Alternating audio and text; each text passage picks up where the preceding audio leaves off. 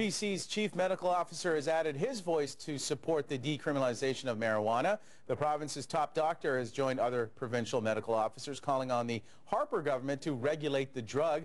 CTV's Nafeesa Karim is live in downtown Vancouver. Nafeesa, why are the doctors speaking out now? Well, this is coming from Dr. Perry Kendall and his counterpart in Nova Scotia.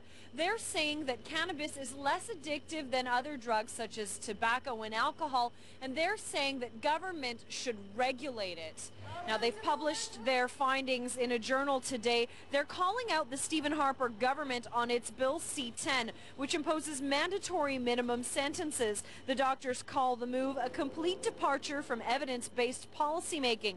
They say the war on drugs has resulted in gang violence and the enrichment of organized crime. Dr. Evan Wood co-authored the paper with the doctors, which was published today in the medical journal Open Medicine.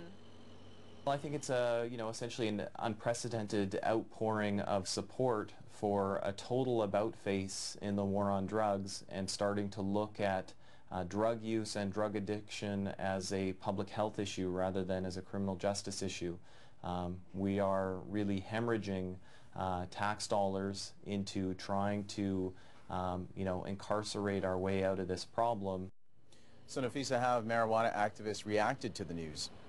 Well, we caught up with Jody Emery, who is herself a marijuana activist. She married Mark Emery, who is currently in a U.S. prison for selling cannabis seeds on the internet. She says that the cost of enforcing marijuana-related offenses is just too high.